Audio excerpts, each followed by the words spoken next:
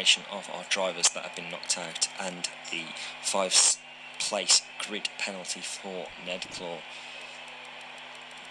It's quite nice to see how close those top 3 drivers are, and Scott not too far off there as well in 4th place. A couple of good drivers running medium tyres, so they're definitely going to be able to improve and challenge for the pole here today. Top Chef's running a little bit wide there on the entry, and yeah, he's given up on his lap, so it wasn't an improvement circuit. Zach has finished his qualifying session, as Top Chef has as well. Hickland and Dorsey all have, so they won't be improving their times. Neither will Paul. And Scott gives up on his lap. Snoozer doesn't like it, he's going any quicker, but what can Orange Crush do? He's powering up to the line now. He goes second with a 1:22.7. Great lap from Orange Crush.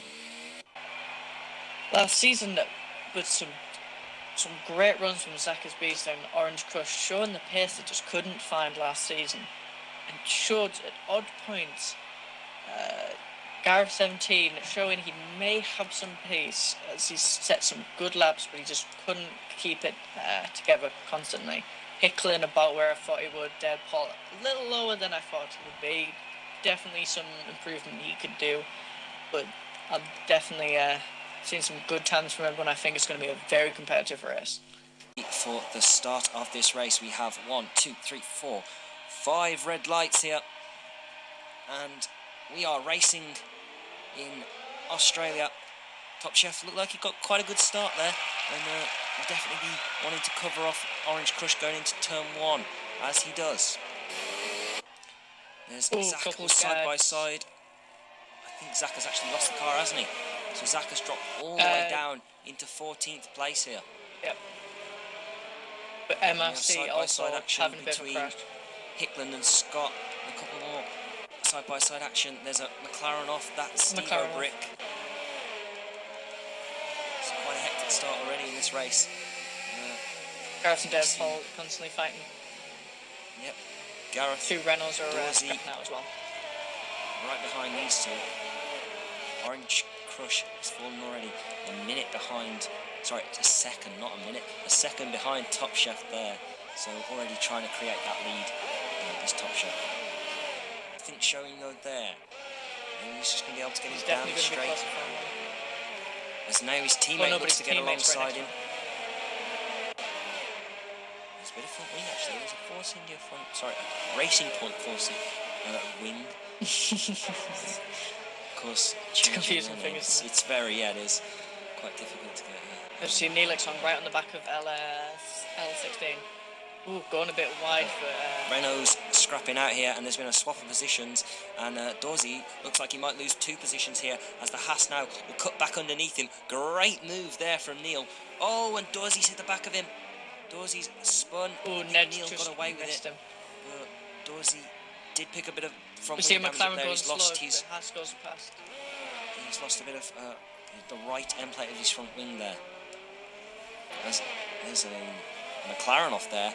That's Gareth. So he's also been in the walls. Hickland defending the inside there, knowing that Scott's wanting to go down the, make that move. Scott now shaping him up. Looks like he's got a really good exit, and he's already alongside Hickland here. It's going to be a drag race now down into turn 1. Who's got less downforce on their car? Looks to be Hickland. Scott up the inside, not quite brave enough to fully commit to that there, but now, can he get a good run going down into turn 3? Looks like he might be a little bit too far behind him to maybe make a lunge. He is. Got that 1 second lead over him there, but Top Chef is starting to check out up front as Scott has spun here on the curb. Oh, no, Scott. And Scott, who was pressurising for 3rd place here, has lost control of his car and has dropped all the way down to 10th place here. So he can use that to get back within that second, as we have got some moves at the back, and that is Jules, who has lost it on the exit of turn 12 and he's in the wall. I don't think he's got any damage there, so I think he's got away with it. But Scott is just having so much of a smoother time for this first sector, constantly pulling up closer to Zach each time. Zero break is out. See for a break. I think he's lost it in turn 12. He has. Yep, he's lost it. And there is a virtual safety car. So you can see the stricken car there. Outright leader. You can see us pitted currently.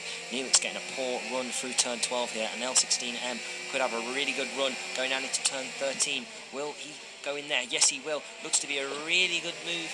Just running side by side here. Can Neelix hold it around the outside? No, he can't. Great move from L16M. And that moves him up into 6th place. He's got Hickman now just ahead. Very so awesome. Now he's going to have the DRS on Hickman as well. Can he make another move here? It's a great bit of racing on L16M, and it's. Can he go down in the inside into turn 1? Yes, he can. A lovely move once more.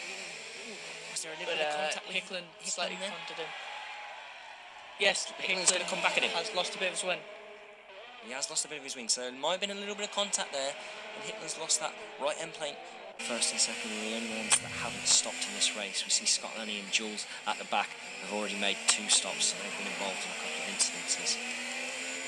Scott is slowly reeling in Zach's beef. Dorsey is out. Better exits than him. Dorsey's also out.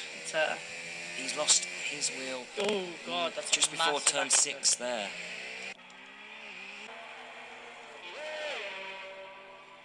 Just trying to look. There's a car behind L16M, and I believe that is Jules. Neelix is out. Neelix is out. Has he lost that in turn 12? Or is this in turn 6? Yeah. Turn 5 again. Yep. Has caught another driver out. It's on the exit of turn 5, and for the second time in this race, we've got a driver in that wall. 1% of ERS. So he is certainly on the attack and using a lot of that ERS. We're going to have a look at Orange Crush's. He is in 60% ERS, so he's got a lot of ERS to use to defend here compared to L16 as he runs wide in turn 15 with a lock-up. Now, can L16 go around the outside in turn 16? Yes, he can, and in fact, gives him a little bit of a nudge there, and Orange Crush, I'm sure he's not going to be too happy with that. What an aggressive move there from L16M, and Crush has locked up once more going into turn 1, so that's going to leave Zach now a chance to go around the outside, which now turns to the inside for turn 3, and it's all starting to go a little bit wrong here for Orange Crush. And that's another position he's lost. That's 2 in 1 lap. Points here, he's got the DRS, but he's not close enough to make a move into turn 13. He's just going to think about it, and all he needs to do is maybe close up going down into turn 1, and then can make a really good move into turn 3. Because there we go, he's going to have the DRS because he's close enough. Now, all about that exit. As you see Orange Crush once again running wide. Yep. He's going to have a really good run. He might have it done into turn 1 here. So yellow flags in sector 3. Hickman is out of the race.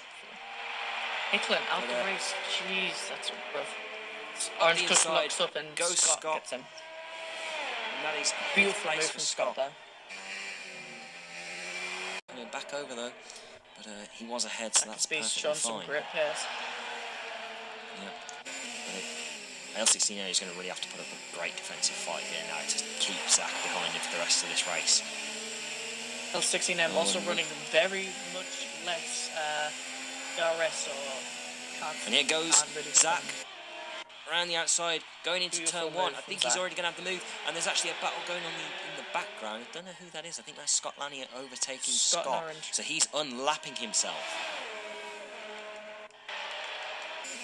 That because sometimes you can check what penalties people have. I think he may know that he just needs to get within a certain time to be able to beat Dead Paul.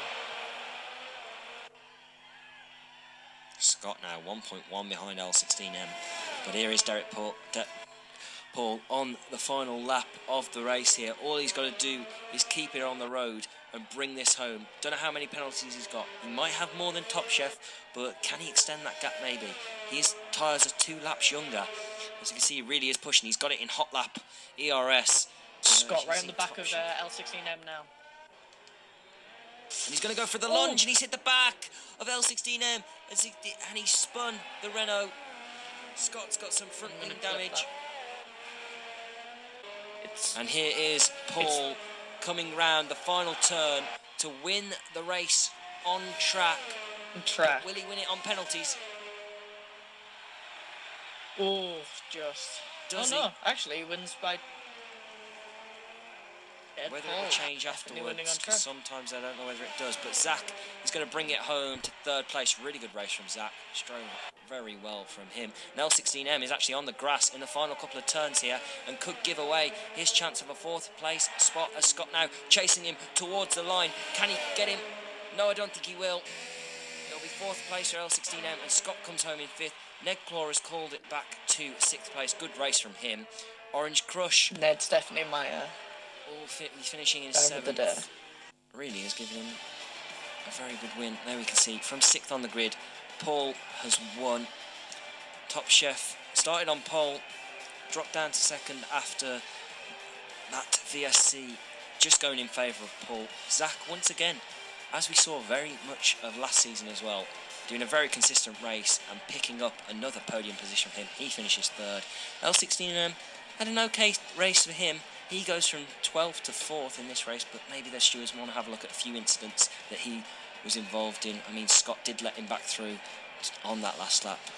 He finishes in 5th. Nedclaw, good race from him after a really poor qualifying. He finishes in 6th. Orange Crush, race kind of fell apart from him on second on the grid. He finishes in 7th. Gareth finishes in 8th. Scott Lanny in 9th. And I believe it was Gareth in 10th, was it not? And then there was a couple of retirements.